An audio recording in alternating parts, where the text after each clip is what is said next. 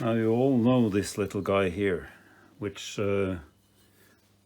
as far as I know is no longer made.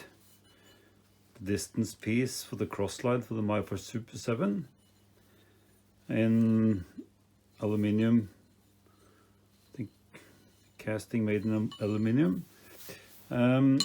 This is what I've seen on most, but I got also on my one of my latest purchases this guy, which is steel, machined, doesn't appear to be a casting. Not sure if this is homemade, but it appears so. But it was on one of the Super 7s, and it looks actually a little bit like, not necessarily homemade, with a little bit of professionality around it. So my intention is then to, from this block here, these blocks, make a couple, because I need some that can be machined. These are also steel, just milled, which should be pretty easy. I will incorporate probably a thrust bearing face there also, or a hole location.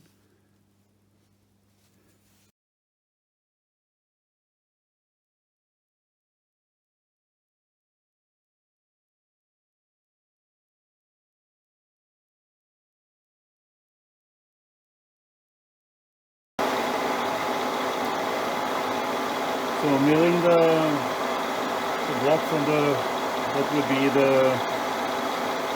front side. I'm using auto feed, of course.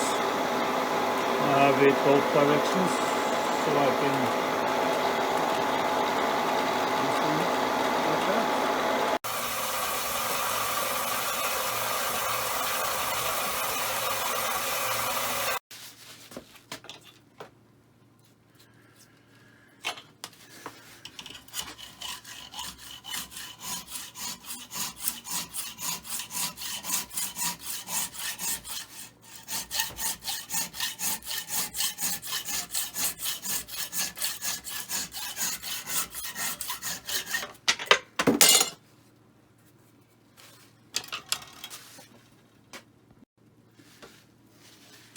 So hacksawed finished, plus the bandsaw, and then plenty of material left, and then over to the mill. So running in back gear and trying to scoop up the relief there on the inside a bit, diameter.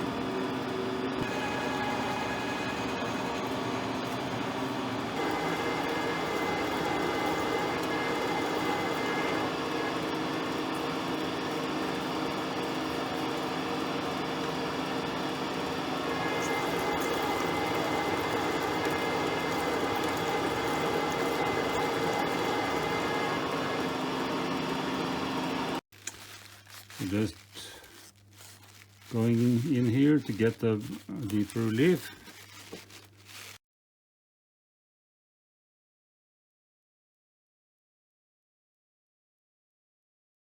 So rough machined one. Of course have to round off the corners, but it's looking more like this one, at least a little bit style. I think I'll put it in the lathe and round off these corners also now. That should do the trick. That's of course still milled out of the block like this. So then question, how do you form cut this? Well, you could put it in the forger, I guess, and then do something in the lathe, but I don't like you block it to a faceplate or a forger here. I don't like to have an interrupted cut here. So what I intended to do, and then instead put it here. Something like that. And then block it down. So I used 4-jaw.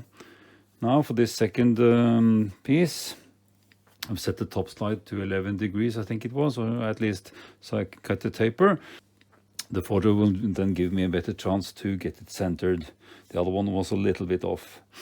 The reason I'm not using the 4-jaw all the time really is because I think these adjustments are a little bit too coarse. It's a Chinese chuck, not to blame that, but at least might be that the original and the better ones have a finer adjustment here. So it's a little bit too coarse for me to be able to set and to use it all the time, to set it to hundreds of a millimeter each time. So now centered. As you can see, I have not so much to go on here, but I have this piece that sort of forces it to follow the inner board there with this, and then we'll see how this now turns out. I'll make a cylinder here, of course, first, and then I'll go in.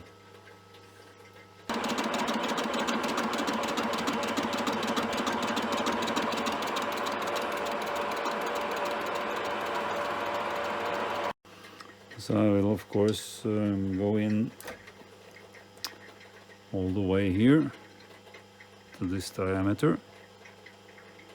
So there's a bit left.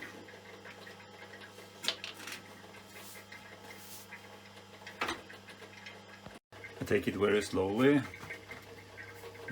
just in half a millimeter steps.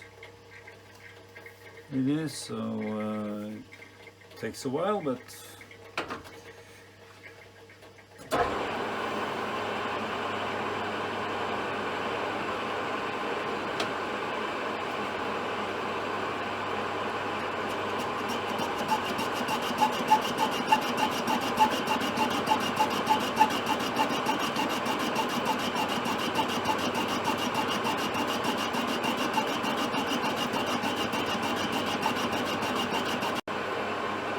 just so that that is set, I don't close this, because then at least I would obstruct some of the shots. I don't have so many alternatives to camera angles, so I keep that open for you so you can see.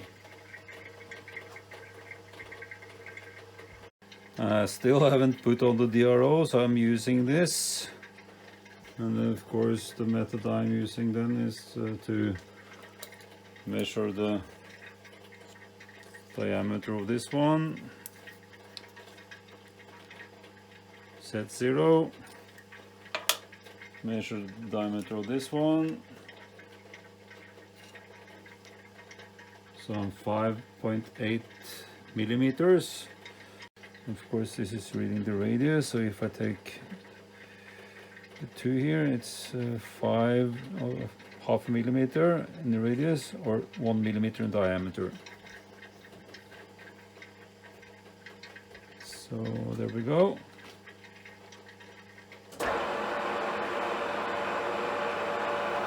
And then of course auto feed in, reading it on the here. While watching, of course, tip and the progress, and stopping it when it comes to 0 here. That also functions without the DRO. You heard the sound?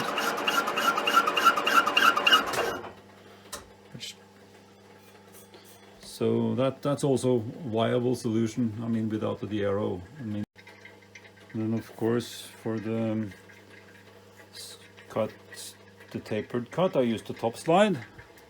So just find the area where it will hit. Let's see.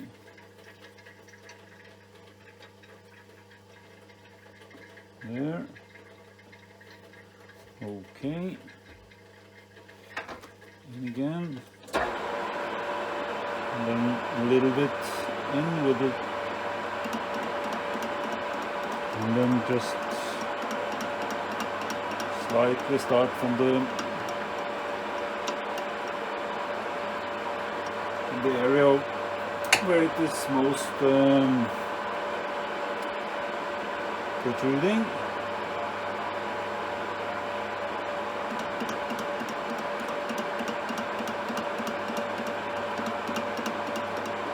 I think you get the idea now.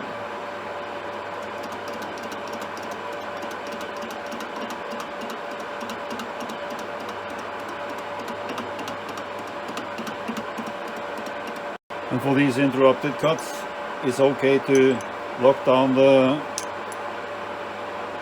carriage, so at least this is not moving on you.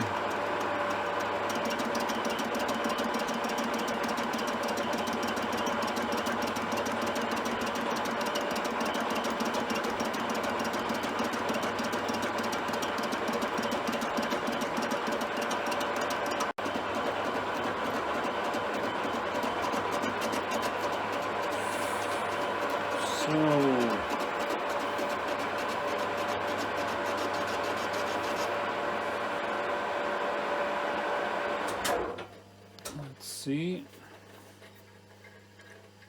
Now I guess you can see how it's coming along. And yeah, has to be milled of course more, and then fine finished. But this is at least how I made this. And then I've found out that it's better to mount it here on the cross slide and then mark out the holes afterwards. A little bit oversized, and then it's easier to adjust them in.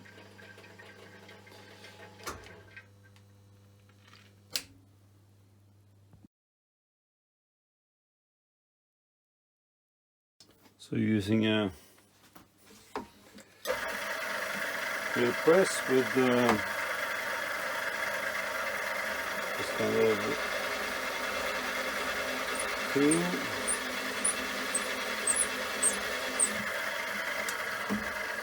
to make a cutout for the thrust bearing. So these are the tools called Granberg, where you insert them, well, not this one, but here for instance, this, you drill out this, bore out this, and then you can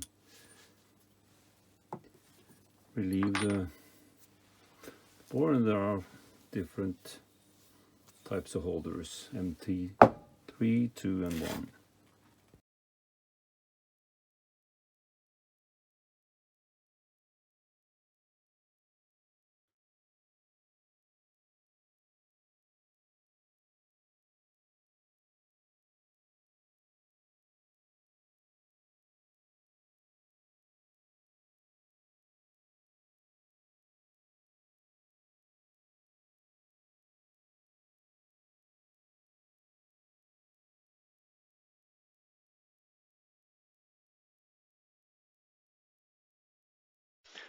So then finally finished, and my homemade, and then might be another homemade plus the original.